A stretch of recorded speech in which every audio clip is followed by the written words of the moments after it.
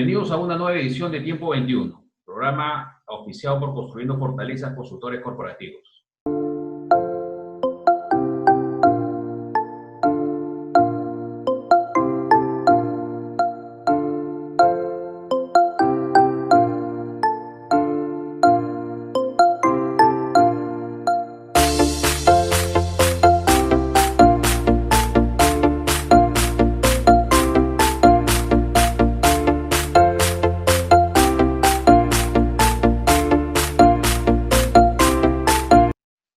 Bien, salimos después de varias semanas, bueno, en realidad todo lo que ha durado la pandemia, o la cuarentena, producto de la pandemia, y ahora estamos con José Carlos Rojas.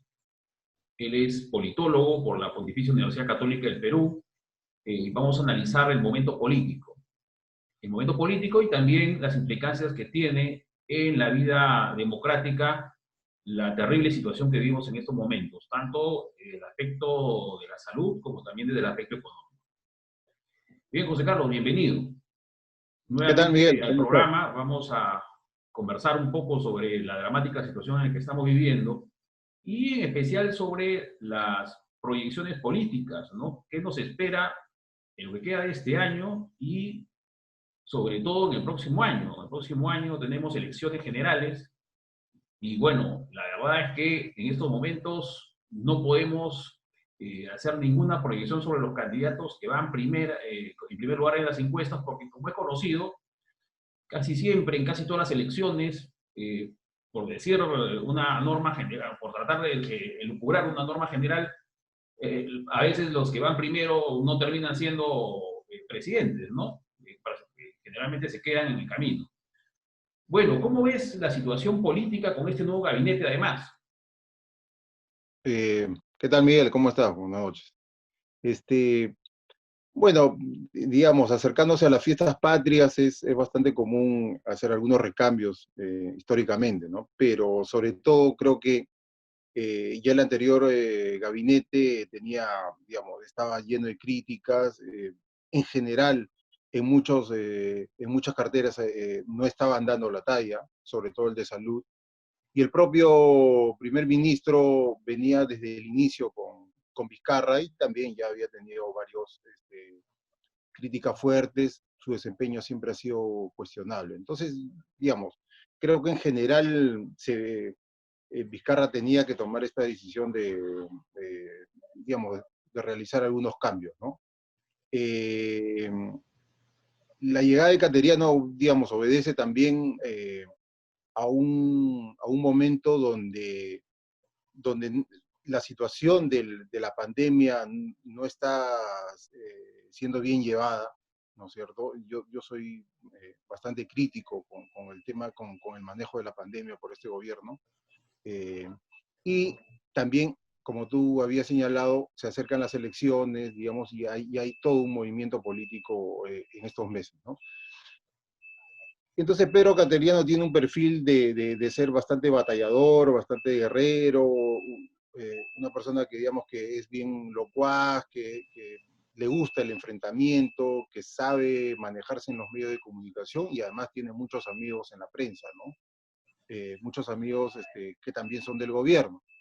Entonces, creo que necesitaba una persona digamos, desde la lógica de Vizcarra o desde el momento político que estamos viviendo, creo que Cateriano eh, es, una, es una buena opción para Vizcarra, ¿no? O sea, yo creo que es una carta donde le va a dar algunos réditos y digamos, creo que va a tratar de pasar una ola medianamente adversa que se le puede venir, digamos, mucho más, ¿no? Entonces, Ahora, no empieza con todos los vientos a favor tampoco, ¿no? Porque estamos en un momento en el que se está cuestionando el subregistro de víctimas, el producto del virus, y Cateriano lo que ha manifestado, ¿no? Es que, bueno, sí, efectivamente, al parecer, ¿no? Hay una mala contabilidad de los decesos en el país, pero que eso no ha sido, ¿no? Con mala intención, no ha habido dolo, algo que incluso ha despertado las críticas del comercio, ¿no? En uno de los últimos editoriales, ¿no?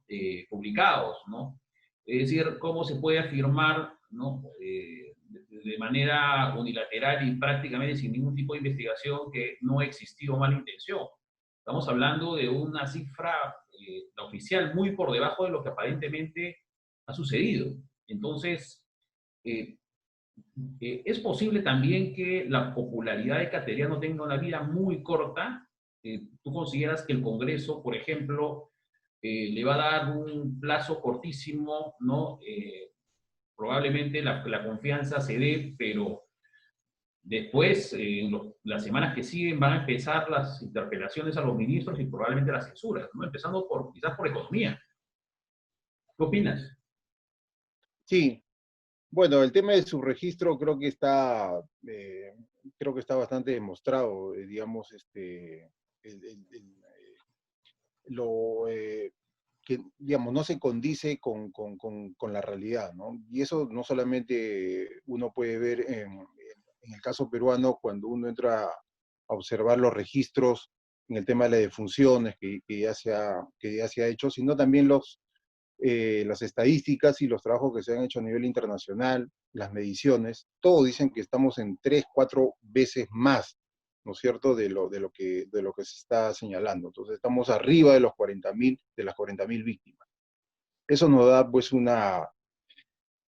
digamos, eso evidentemente todavía no tenemos una prueba fehaciente de hasta dónde el gobierno a propósito ha escondido o ha tergiversado, digamos, estas cifras, ¿no? Porque en realidad son si el doctor no le pone, digamos, el COVID, digamos, en la hoja, el COVID, entonces pasa como probablemente pues. Entonces ahí, de hecho, y hay algunas voces que lo han señalado, puede haber un mal manejo, ¿no es cierto? A propósito, ¿no? Entonces, seguramente el gobierno está midiendo eso, de alguna manera ha metido la mano, y obviamente porque esas cifras son muy demoledoras, ¿no? Con los contagios que siguen, con más de 3.000, incluso bajando las pruebas que se había dado hace algunas semanas, todavía seguimos muy alto, y es muy probable que a fines de julio y todo agosto las cifras de contagios se vayan a incrementar digamos, ya por el término de la cuarentena, ¿no es cierto? Y porque ya la gente hace prácticamente su vida de manera normal.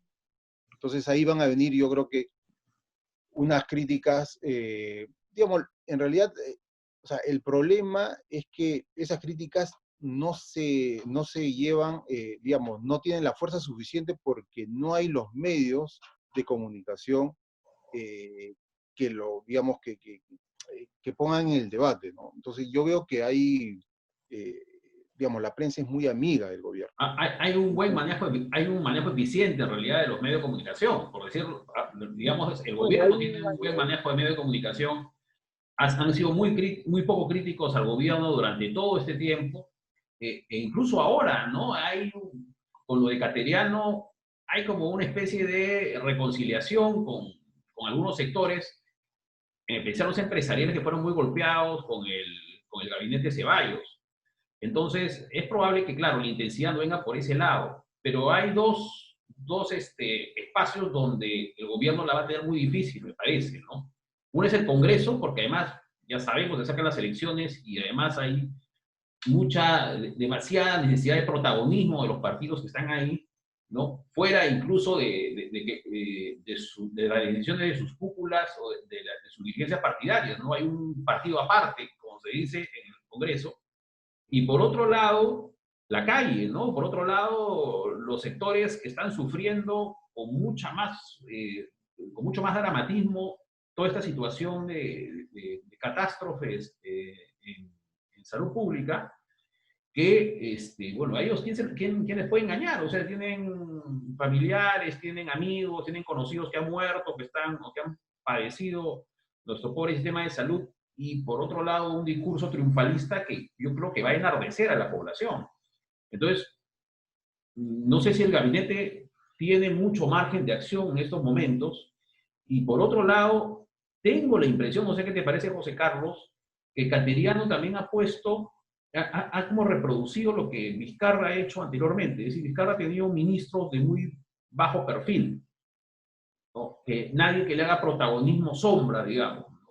En esta oportunidad es como que ha aplicado eso y ha dicho, bueno, ya no puedo manejar la situación, traigo un premier con mucha capacidad política y con bastante protagonismo, pero Cateriano, a su vez, al parecer tiene ministros, ¿no?, que lo acompañan con un perfil muy bajo y hasta con poquísima experiencia, ¿no? Por ejemplo, energía, minas y trabajo son prácticamente desconocidos en esos sectores. Claro. Excepto Macetti, Sí, ¿no es cierto? Digamos que es la que ha sido, digamos, protagonista en el comando anti-COVID, ¿no es cierto? Pero, y además tiene una trayectoria, pero los demás, no, ahí nomás, ¿no? O sea, un poquito grises. sí, no, efectivamente, y ahorita tiene serias críticas a varios ministros que el mismo Cateriano ha llevado, ¿no? Sobre todo a los más jóvenes. Ya han salido varios cuestionamientos, ¿no? Pero yo creo que esa ola, yo creo que la va a pasar y digamos, yo creo que ha menguado un poco ya estas críticas y, digamos, el Congreso le da la confianza, ¿no? Casi no le queda otra. Es casi un saludo a la bandera esa, esa, esa confianza. Ahora, el problema con el Congreso es que es un Congreso tan novato sin, con pocos políticos realmente que es, digamos, mira lo que ha pasado hace poco, ¿no? Con el tema con el tema de la inmunidad. Es decir, Vizcarra aprovechó inteligentemente ya su baja popularidad, que estaba cayendo 10, 15 puntos, y no se le ocurrió más que otra vez trenzarse con el Congreso, ¿no? Y esa es casi su carta siempre debajo de la manga, ¿no? Entonces, tiene problemas, eh, es más, muchos aliados políticos, si tú te das cuenta, muchos aliados políticos que estuvieron de acuerdo con el cierre del anterior Congreso y siempre estuvieron al lado de Vizcarra, en todos estos meses han estado muy críticos, ¿no es cierto? Varios han estado muy críticos y ya le están, digamos, bajando el dedo de una manera, y sobre todo con su manejo económico. Se le Cierto. despertó el lado liberal, se le despertó el lado liberal de la economía y bajaron digamos, su izquierdismo político, digamos, el lado mucho más político, donde ellos se sentían más peleando juntos contra contra el afrofujimorismo, ¿no es cierto? Entonces, ese cuco al frente como que los unía fuerte, de manera sostenida, ¿no? Pasado el cuco y caído el fujimorismo y el APRA, que además acordemos, que fue el argumento fundamental para cerrar el Congreso, fue que mientras que estén los apristas, mientras estén los fujimoristas, este Congreso no, va a ser peor, digamos, va a ser un Congreso corrupto, malo, etc. Mira no hay prácticamente, no hay ni un aprista y hay contaditos fujimoristas y además con perfil bajo cada vez más. Y sin embargo, nos estamos dando cuenta que es peor, digamos, que el anterior Congreso, ¿no? Que puede llegar a barbaridades.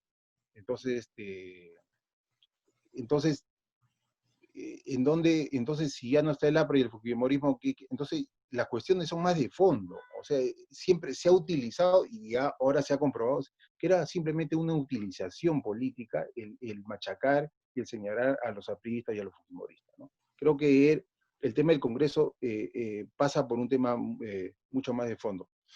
Y Y ya el que tema de la tocas, humanidad, perdón, sí. sí, no, ya que tocas ese tema, y tú como politólogo, las reformas políticas planteadas, sobre las cuales se ha hecho prácticamente, bueno, se hizo cuestión de confianza, y ahora se ha puesto como determinantes para la vida democrática y para la renovación de la política y para luchar contra la corrupción. En fin, han metido todo como cajón desastre en la reforma política.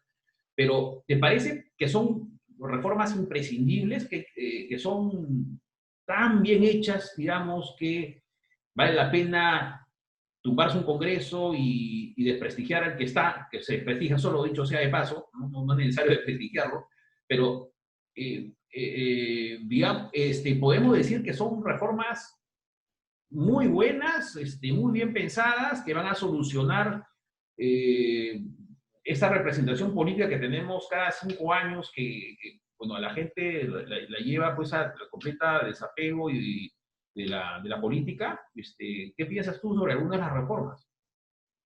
Eh, en general me parecen que son reformas que no, digamos, no van a conducir a nada, digamos, ¿no? O sea, siendo bastante duro, casi barbaridades, digamos, ¿no? Tiene, para mí esas reformas no van a mejorar en nada, digamos, Por ejemplo, las primarias, porque muchas veces han sido propuestas, ¿no? Basadas en esta democratización de los partidos, y las primarias han sido uno de los elementos fundamentales para decir, con esto solucionamos la representación, ¿no?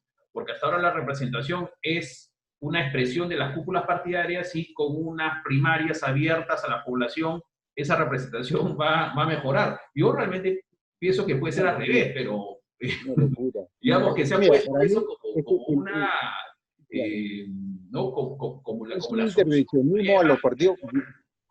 Sí, Por eso no, es que, además, digamos, digamos, es una elucubración que no tiene para mí no se condice con la realidad, porque el tema de los partidos, hay un tema estructural en los partidos, no tiene que ver digamos, no es lo fundamental el tema de las, y mucho más unas elecciones generales, es decir, donde comprometes a toda la población electoral a ir a votar por alguno de los partidos y a ver por qué candidatos va qué candidatos tiene que estar ahí en ese partido, ¿no? O sea, ¿eso en qué puede solucionar? O sea, es una podría locura. regresar al tiempo del pisco y la butifarra también, ¿no? Porque, Por supuesto, por sí, si tú supuesto. te sacas a la gente. Igualito, ya no van a ser en las elecciones generales, va a ser en las primarias que los candidatos van a hacer lo posible para llevar pues a todos, digamos, a los que puedan para que voten por él, ¿no? Entonces, y eso no hay representación, eso no te da ninguna representatividad de nada. O sea, ¿de dónde han sacado eso? ¿De dónde han sacado eso? ¿De qué manual de ciencia política han sacado eso? Y menos a la realidad peruana. O sea, eso es una locura, no tiene ni pies ni cabeza. Eso no va a mejorar absolutamente nada, nada, porque ese no es el problema. Bueno, habría que conversar con Tuesti y con Tanaka, que son además, ¿no? ¿No? Bueno, ambos hemos pasado por la Católica, y bueno, han sido profesores nuestros, de unidos en posgrado, los tuyos ¿no? En la licenciatura, me imagino también, los he tenido de profesores. Sí, sí, Digo, sí, la sí. verdad es que, Pero no, yo la verdad que no, yo no concuerdo con esas políticas, con esas recomendaciones. A mí me da la sensación que hay un intervencionismo, un intervencionismo hacia los partidos políticos de una manera casi, un intervencionismo, pero total, ¿no es cierto?, en decirle qué es lo que tiene que hacer, ¿no es cierto? Y piensa que a través de algunas elucubraciones o algunos diseños que se va a mejorar. Eso no va a pasar, porque el tema es político, el tema es político. Porque tú le estás quitando están atentando contra la autonomía de los partidos políticos, contra las decisiones de los partidos políticos, y eso siempre, otra vez el San Benito de que la cúpula y la cúpula. Los grandes partidos se han hecho con las cúpulas. Los grandes partidos en todo el mundo se han hecho con las cúpulas. Que después se hayan abierto y después hayan democratizado, son parte, ¿no? También es parte del el juego político que los mismos partidos también entran a jugar, ¿no es cierto? Pero ahora, teóricamente, pues un partido político está con un pie en el Estado y con un pie en la sociedad civil, ¿no? Pero claro, ese intervencionismo es, uno podría decir, bueno, ¿por qué intervienen los partidos? Pues, a alguien que maneja una ONG no le gustaría que intervengan de esa manera su organización no por gubernamental o supuesto, su asociación civil, ¿no? Eso por un lado, absolutamente. ¿no? ¿No? Así es. Y por Es otro que lado, hay algunas organizaciones que se interviene, ¿no es cierto?, que se quiere intervenir, y otras organizaciones están inmaculadas, que nadie las toca, ¿no es cierto?, y además son las que dicen qué es lo que se tiene que hacer. eh, Entonces acá eh, es igualito que lo que ha hecho Vizcarra. Quiere que el Congreso no tenga inmunidad, pero él sí quiere quedarse con la inmunidad y los demás poderes también. Entonces, ¿por qué se le quita la inmunidad a uno y por qué no se le quita a los otros? O sea, además, primeramente, todos deben tener la inmunidad. Sin inmunidad no puede haber ninguna política. Es una no locura. sería pues una batalla permanente, ¿no? Es Digamos, todos lo estarían que se con, quiere, Claro, lo que con la, se quiere acá hacer con es, el cuchillo, con es el cuchillo. obviamente al Congreso quitarle, digamos, quitarle parte de su poder y parte de su autonomía. Ese es el juego político de fondo, no que después inventen sobre, que después se señale sobre la corrupción, etcétera. Es también un sable, un caballito de batalla para que en el fondo doblegar, digamos, los poderes del Congreso. Ahora, claro, lo concreto también es que los partidos reciben fondos públicos, ¿no? A eso hay que sumar la prohibición de que los partidos políticos en campaña sean financiados por organizaciones de la sociedad civil, sean con fines de lucro, sin fines de lucro. Es decir, los partidos solamente pueden recibir en campañas aportes de personas naturales. No pueden hacer propaganda en los medios de comunicación, sino solamente van a tener la franja electoral, ¿no? Es decir, van a hacer básicamente un trabajo de redes. Eh, pero reciben fondos públicos. A la vez quieren ser intervenidos por el Estado. O sea, en realidad es un debate que me parece que ha ido por cualquier lado. Hay mucha intencionalidad efectivamente política del gobierno de turno y lo menos que hay es una reforma seria, ¿no? A nivel de las instituciones políticas, ¿no? En todo este desorden, José Carlos, ¿quién crees que gana políticamente? ¿Quién crees que esté más cerca de capitalizar todo este caos? Yo lo veo así, ¿no? Yo creo que hay una situación ya completamente caótica. Tenemos la salud, el sistema de salud derrumbado, en catástrofe, tenemos la economía, ¿no? En una situación paupérrima, estamos, ¿no? Dentro de los peores países del mundo respecto al impacto económico de esta pandemia y tenemos un debate sobre reformas políticas que, como estamos conversando, no lleva a nada. En este caos, ¿quién puede ganar políticamente en las elecciones del 2021? El, yo creo que digamos, el problema es tan de fondo que no creo que nadie vaya a ganar, digamos. O sea, pueden, digamos, como es inevitable, alguien tiene que ganar las elecciones, porque obviamente no puede haber un vacío ahí, pero tampoco va a tener la misma fuerza para hacer los grandes cambios, porque ya, mira todo como tú lo has dicho, mira la salud, o sea, hasta dónde se ha llegado. No hay oxígeno. Hasta la Católica, todas las grandes mineras están repartiendo plantas de oxígeno en toda la región. La Católica acaba de sacar una planta, o sea, y el gobierno no puede poner en marcha plantas de oxígeno.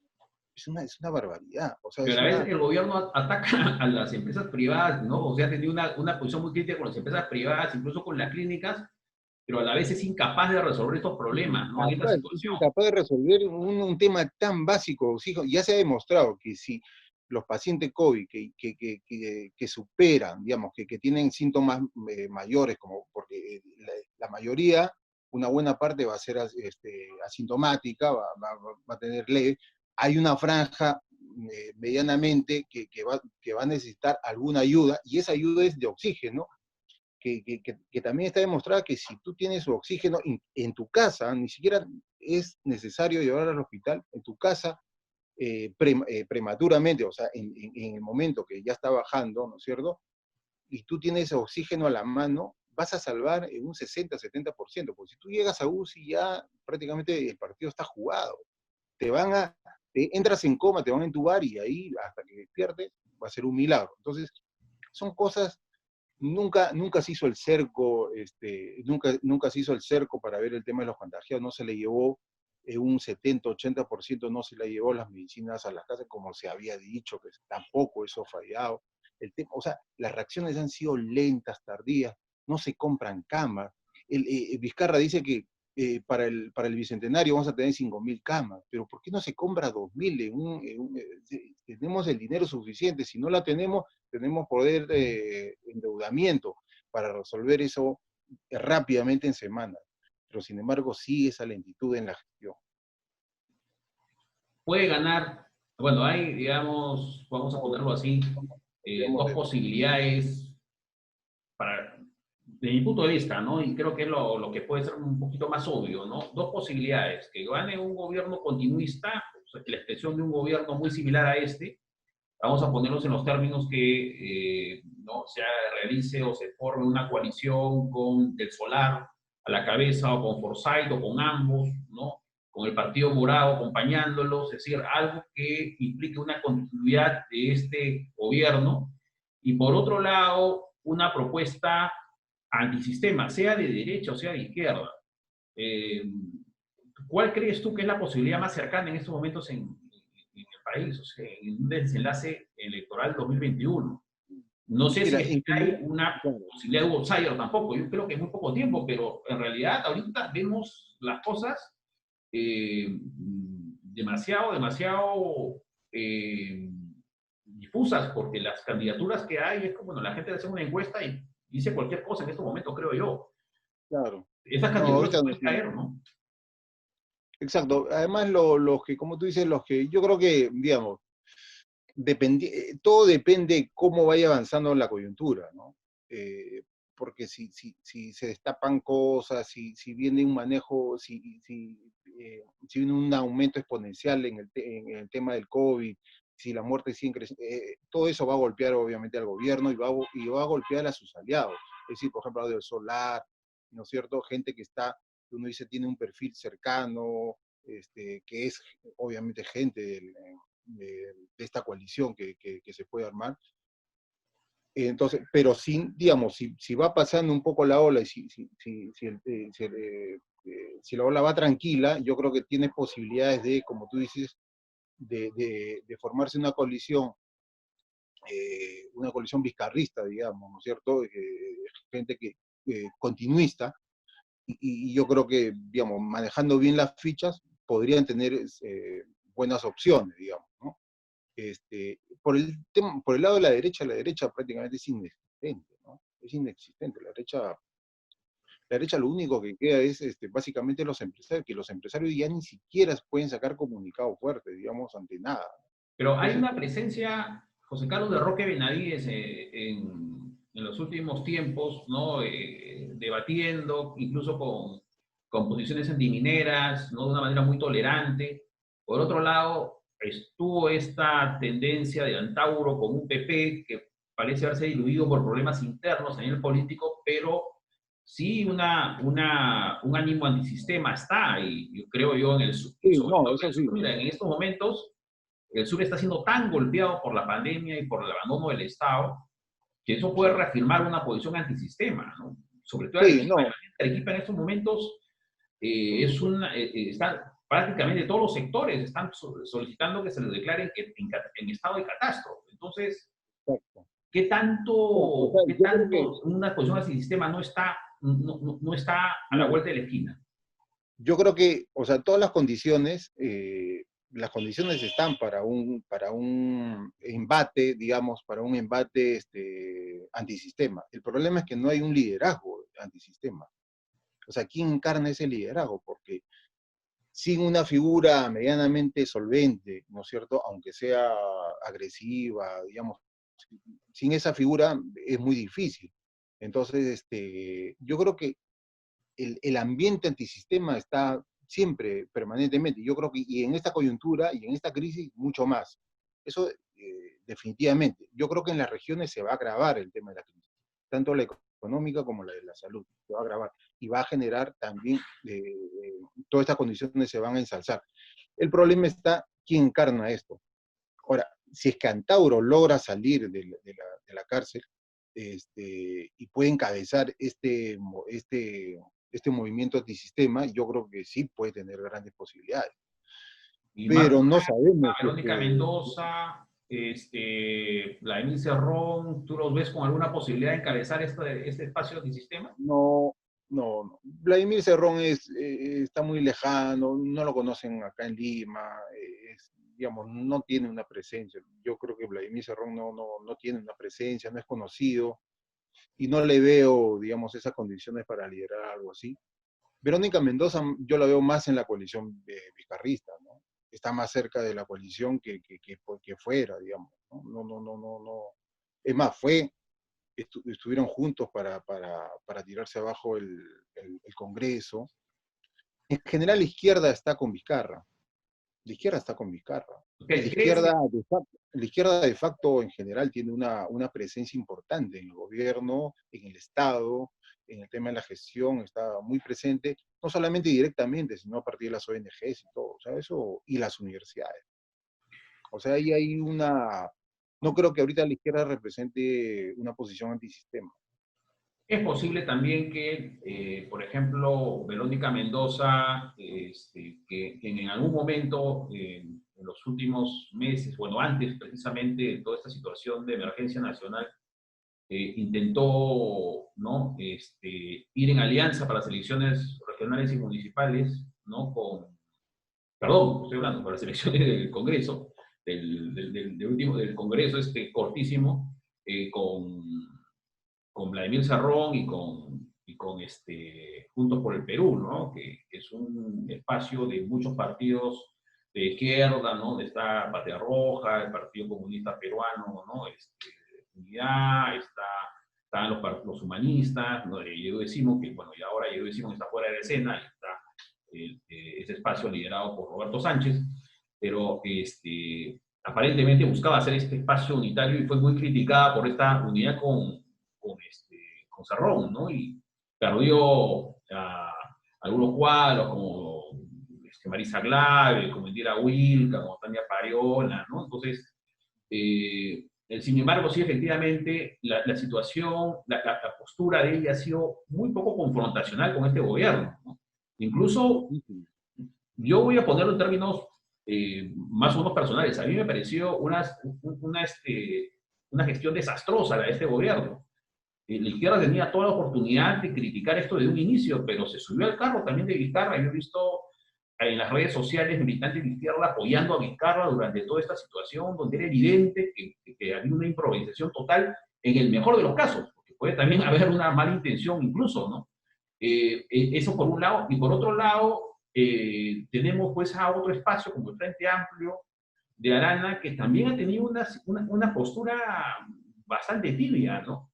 Incluso en la última votación, eh, No, no le he la escuchado al padre censura, Arana. claro, bueno, votaron por la censura de Ceballos todos los comunistas menos una, que era Rocío Silva Santisteban, que es muy cercana a Marco Arana, ¿no? Entonces ahí como una especie de juego, de te quito el apoyo, te doy el apoyo, ¿no? Y estoy, ¿no? ¿No? Te apoyo un poquito y además me preocupo también por denunciar y porque se le castigue a Mercedes Arauz por haber usurpado el poder. En esas cosas ha estado la izquierda. Entonces, efectivamente, es una posición muy confusa la de estos espacios políticos, ¿no? Pero si ellos no encabezan el antisistema y si Antauro no, no sale de prisión, tampoco, bueno, hay que ser un poquito, ¿no? ¿No? Evidente para saber esto, ¿no? Ya salir del terreno del análisis político. Pero ¿hay por lo menos tiempo para que pueda surgir otro liderazgo antisistema o ves que ya los tiempos son muy reducidos, la situación es muy complicada y prácticamente los que están en el escenario político son los que van a competir?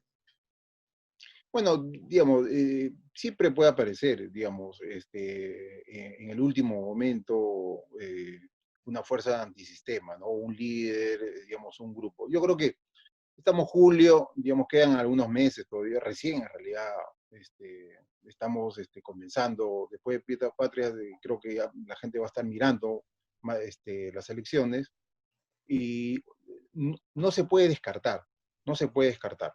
Pero yo veo debilidades también en agrupar, en juntar a la gente, y ahora mucho más con el tema del COVID, que la gente ya no va a poder hacer campañas de física, ¿no? No va a poder ir a la provincia, no va a poder hacer movilizaciones.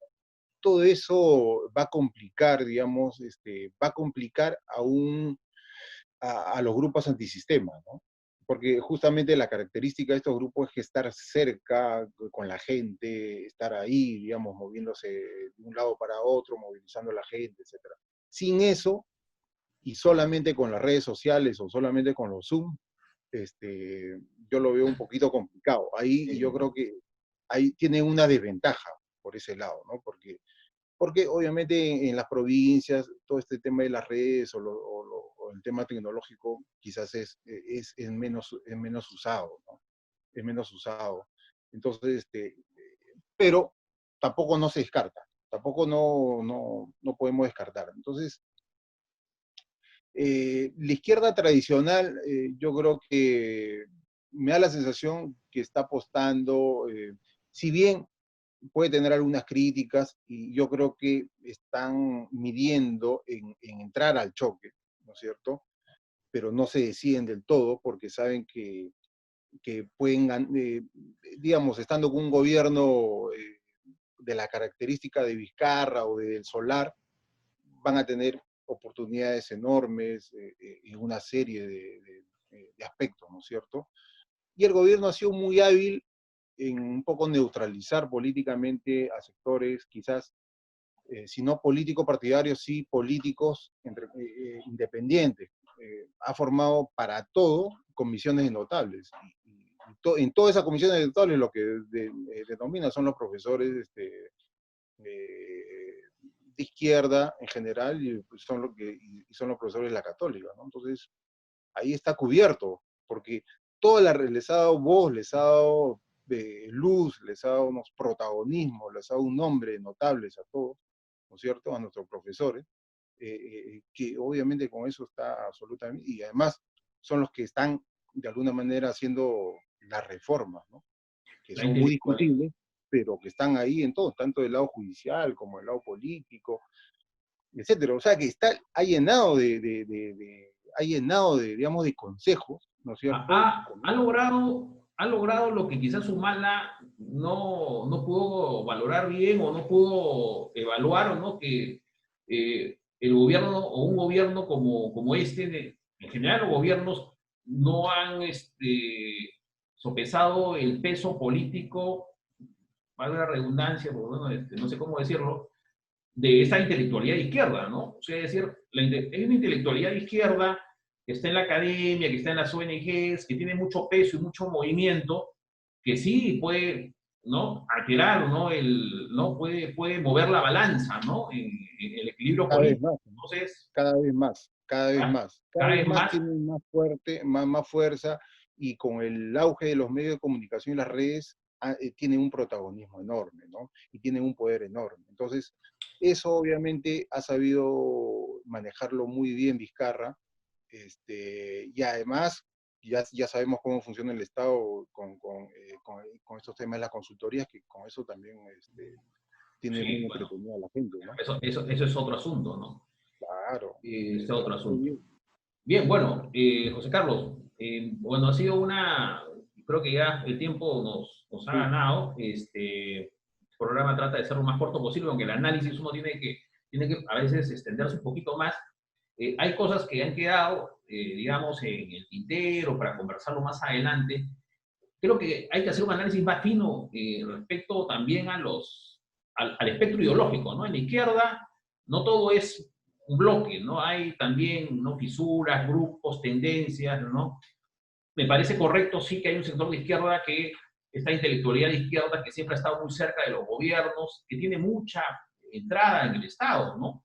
También, ¿no? O sea, hay funcionarios, digamos, que pasan de gobierno a gobierno muy bien estructurados, ¿no?, con redes muy extensas, ¿no?, de relaciones, ¿no?, donde yo puedo, pues, meter a una persona en una consultoría, ¿no?, puedo establecer una red muy fuerte de clientela, ¿no?, en base también ¿no?, a organizaciones no temas, y sobre gubernamentales, a todo temas. consultores, pero se va alejando un poco también de estos sectores antisistema que finalmente son los que en un momento determinado irrumpen en la escena política y bueno, lo que viene después es tratar de acercarse a ellos, de direccionarlos, de darle la experiencia política para el gobierno.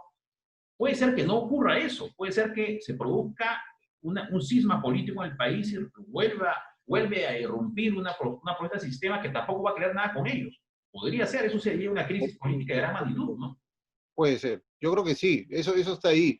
Yo creo que ese perfil lo tiene más Antauro. Si le ponemos nombre, Antauro sería el líder antisistema, y además ya ha hecho serias críticas a esta izquierda que estamos hablando, serias críticas, que obviamente él podría encabezar eso. El problema es que ahorita está fuera de juego, ¿no es cierto? Y depende de cómo se va a mover, cómo se mueva, digamos, en los próximos meses su tema judicial, para ver si es que está habilitado o no.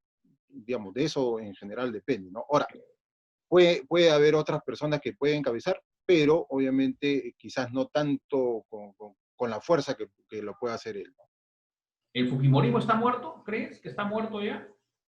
El Fujimorismo yo creo que está herido, en Herido de realidad muerte. herido de muerte en general. Mira cuántos políticos se le han ido, digamos, ¿no? De una manera, o sea, han abandonado el barco de una manera importante. Creo que es muy difícil con Keiko en la cárcel. Yo creo que ahorita está fuera de juego. Ahorita está fuera de juego. Pero aún es necesario para polarizar, ¿no? Porque, a ver, Ah, por supuesto, de por todas maneras tiene supuesto. un 5%, si es que no me equivoco, 4% por ahí aparece Tiene de un todas cuatro por maneras en las ciento encuestas y eso podría ser también una forma de aglutinar al otro sector, ¿no? Y mantener esta división fujimorismo-antifujimorismo, ¿no? Que ya me parece Exacto. un Lo poco que pasa es que, artificial, pero que es muy claro, funcional, ¿no? es funcional, como tú lo has dicho, es absolutamente funcional. El fujimorismo es un caballito de batalla para apresurar determinadas temas, determinadas, entre comillas, reformas, etcétera. Y el fujimorismo, en la medida que tenga, ya está, como tú dices, está herido de muerte, pero en la medida que todavía tenga una vida, siempre será el foco incluso para criticar tus posturas, siempre la palabra fujimorista estará presente. O sea, es funcional, pero creo que, otra vez, Keiko en la cárcel, con una derrota como que la que sufrió en el Congreso, yo creo que ahorita la gente está buscando otra opción, ¿no? Está buscando otra opción. Bien, José Carlos. Bueno, muchas gracias. Queremos tenerte nuevamente en el programa más adelante tocando estos temas. Y bueno, según va avanzando la campaña, iremos analizando algunos aspectos de la misma. Y bueno, la vía política en general del país, que bueno, nunca, bueno, aquí por lo menos, ¿no? De aburrimiento no vamos a morir, ¿no? En el país. Exacto. Exacto. Sí, Miguel, muchas gracias por tu oportunidad de atención. Gracias a ti. Gracias. Y bien, estaremos con una nueva edición de Tiempo 21, ¿no? La próxima semana. Muchas gracias.